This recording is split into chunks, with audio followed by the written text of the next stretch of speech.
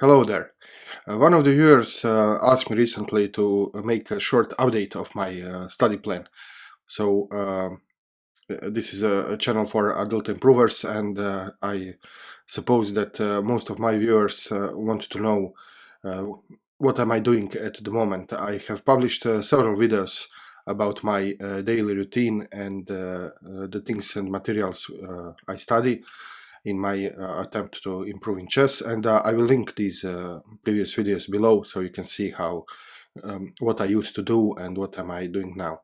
And you can also notice that my training routine and the materials I work with changed since I started the channel. And well, there are several reasons.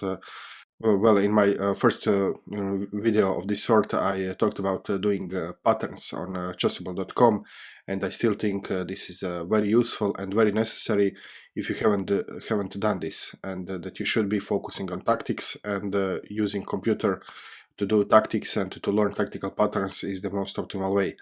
So this is what I used to do, and I spent maybe 5 or 6 months just doing this. So I just did tactical patterns on chessables.com, and at one point I learned the patterns. I cannot say I didn't. This is something beyond me. I have to repeat this over and over again. But at some point I sensed that I need something more to improve my chess. So when I was doing patterns, when I started, I was like 1600 rapid, 1400 blitz, and in that range.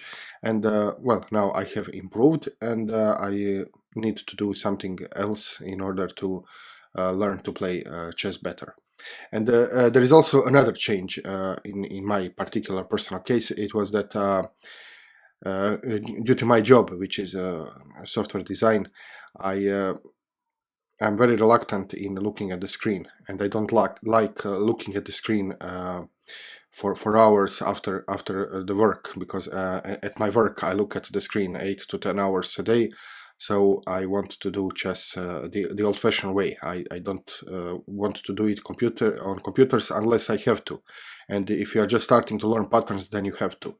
But now I don't have to, and I don't do this. And also there is the if you want, aesthetic and philosophical part of chess, in which I personally don't see chess as a video game. I see chess as a beautiful ancient board game, which should be done on the board with real pieces and preferably books.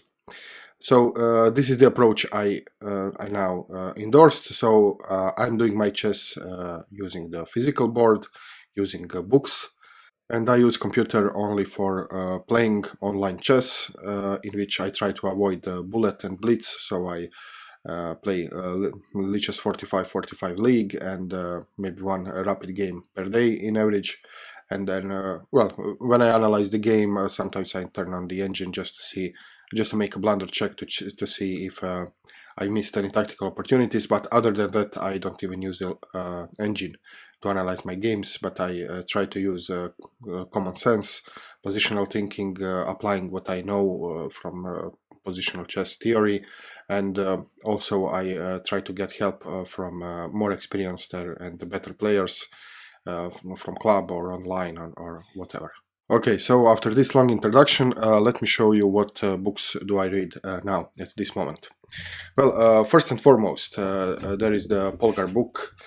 I still believe that, as an adult improver, this is the book, that as adult improver, tactics should be your bread and butter. So you should do tactics always, every day, as much as possible. But not only tactics, especially if you are, well, if you are like 1200 online on Lichess, then maybe only tactics, because nothing else matters if you constantly blunder and if you don't see the most obvious tactical opportunities.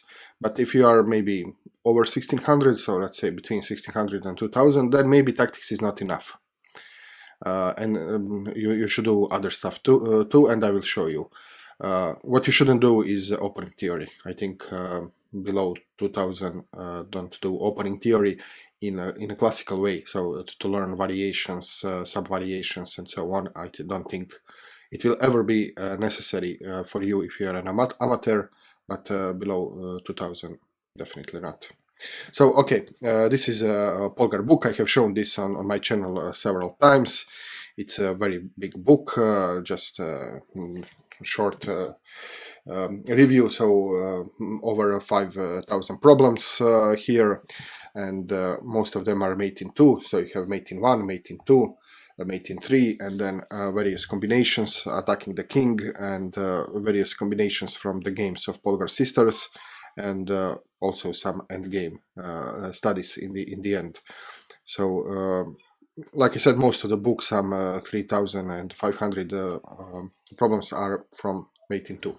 So at this point I'm at I did 1,500 problems, so 1,500 problems, and this is how this looks like.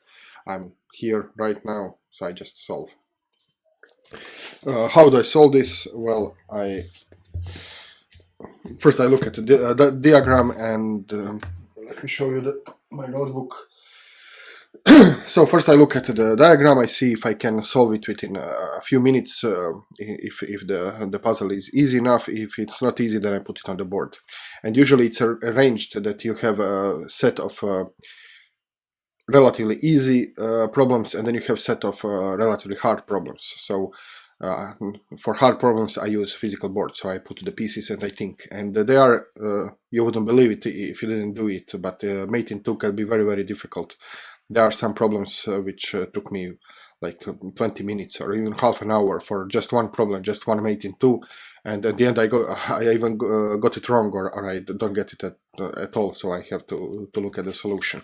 So I use this. This is my my notebook. I have also shown this, and this is where I write my solutions. So I just look at the diagram, I write down the solution. I usually do several diagrams in a row, and then I look at the back of the book for the solution.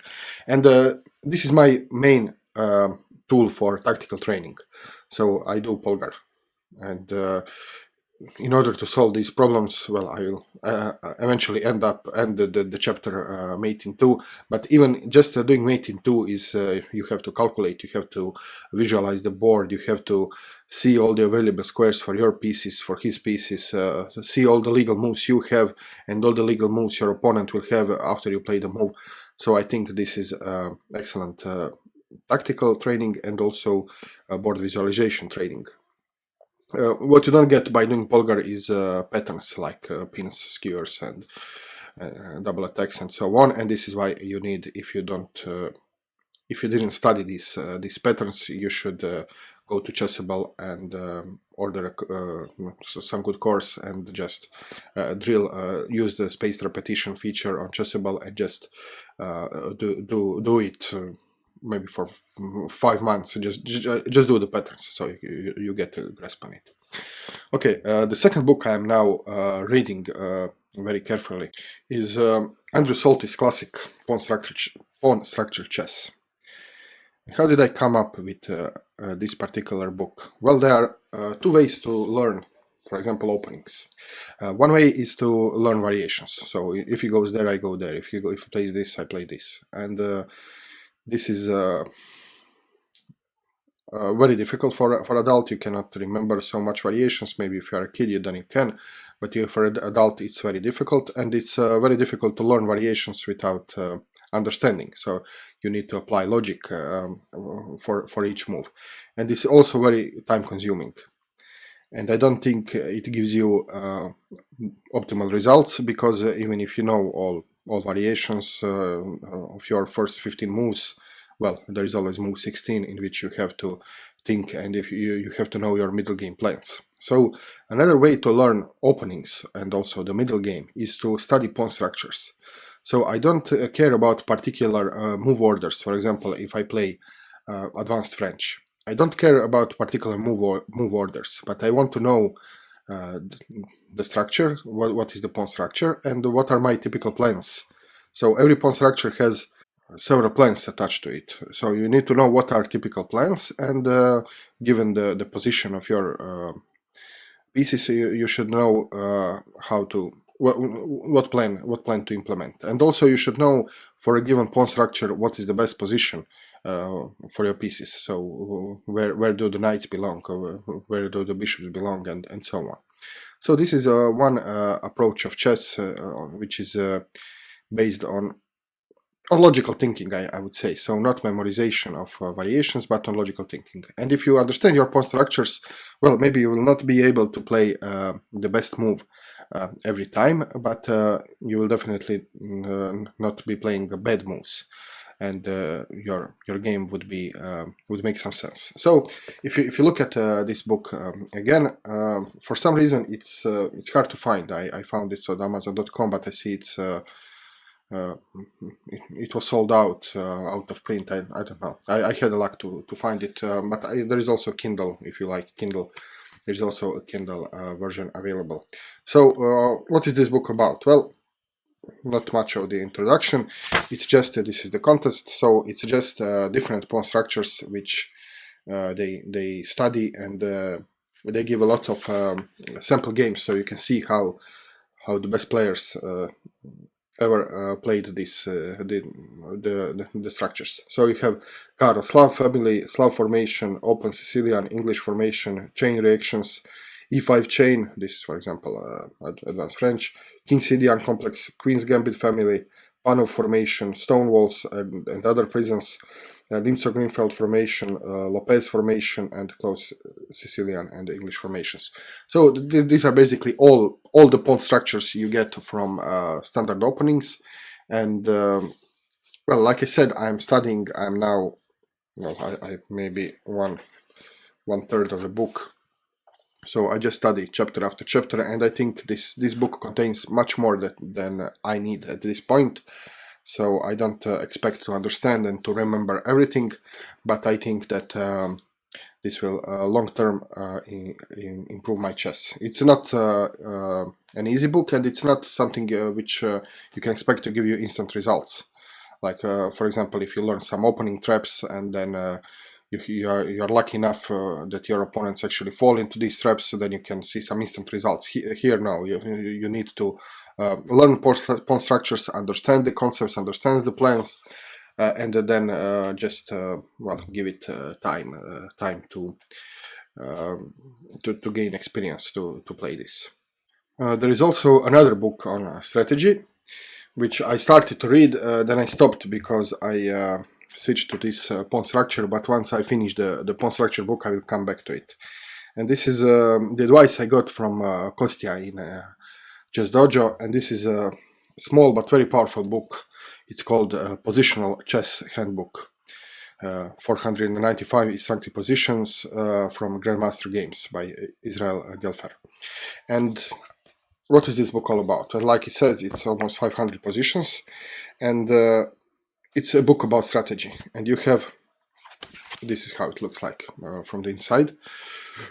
So you have many positions from different games, and they are arranged by typical motifs. So for example, here the motif is strategic advantages. Okay, it's not very strategic advantages, creation of good squares, improving piece position. So you have, this is chapter 12. So creation of good squares, improving piece position, and then you have many games. So for example, in this page I just shown you, you have the main games from Larsen, Capablanca, Botvinnik, Petrosyan, Fischer, Keres, Grunfeld, Gelfer, and so on. So well, the best players obviously, and it's it's very nice book with plenty of different positions. And I think if one would go with understanding through all these positions, his strategic knowledge would improve greatly. And how do I do this? Well, I just I use physical board for this. I put the position on the board. I try to think about the position. They are not tactical puzzles, so I'm not looking for best move necessarily, but just try to understand some characteristics of the position in front of me and what should be possible plans. And then I play the game like in the book, and I usually do this 2 or 3 times, so that I can understand not just particular moves, but the plans behind the moves. And the narrative is very good in the game. And beside this, also have a habit to go through master games. I talked about this several times, so you need to constantly go through master games just to get an ideas and to get a grasp on the whole game. So on the other hand, you are focused on, for example, pawn structures, on some strategical concepts, on tactics, maybe openings, but once you look the whole game from the beginning to the end, and if the game is annotated well, then you got the feeling what connects all these parts of chess. So for this, you can use several books. For this, you can use, for example, Zurich. This is a classic Zurich International Chess Tournament. I use this. I have used this book. I went through several games, but it actually doesn't matter. It's the important thing is that they are well annotated. The books I'm currently working on the most is the book from Chernev, so the most instructive games of chess ever played, 62 masterpieces of chess strategy, Irving Chernev. Well, this is it's written in old descriptive notation, and I didn't know how to read the descriptive notation, but I learned, and it's actually very intuitive.